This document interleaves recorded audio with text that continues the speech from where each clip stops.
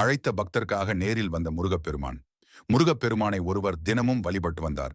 எப்போதும் முருகனை மட்டுமே மனதில் எண்ணிக்கொண்டிருப்பார்.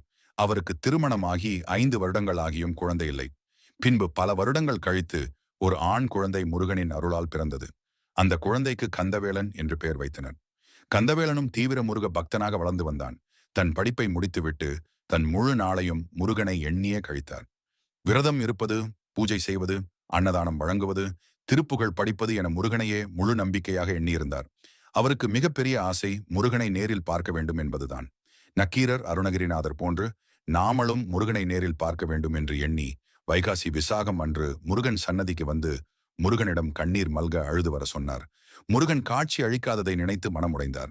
சிறிது நேரத்தில் ஒளி வீசி முருகன் கந்தவேலனுக்கு காட்சி கொடுத்தார். முருகா, என் அழைப்பிற்கு நீங்கள் வந்தது என்னால் நம்ப முடியவில்லையே. உன் அழகை பார்த்து கொண்டே இருக்கணும் முருகா என்று மிகவும் சந்தோஷப்பட்டார். ஆனால் அன்னதானத்திற்காக பக்தர்கள் அனைவரும் பசியில் காத்திருந்தனர். கந்தவேலன் முருகனிடம் சிறிது நேரம் காத்திருங்கள் என்று கூறிவிட்டு அனைவருக்கும் பசி ஆற்ற கிளம்பினார். அவர் அன்னதானம் வழங்கி முடிக்க 4 மணி நேரம் ஆகிவிட்டது. நம்முடைய வேலைக்காக முருகனை காட்க வைத்து விட்டோமே, நான் பெரிய தவறு செய்து விட்டேன் என்று புலம்பிக் கொண்டே வந்தார். திரும்பி வந்து பார்க்கையில் முருகன் அங்கேயே நின்றிருந்தார். கந்தவேலன் ஆனந்தத்தில் முருகனை வணங்கினான். முருகனும், உன்னுடைய வேலையை நீ சரியாக செய்தாய்.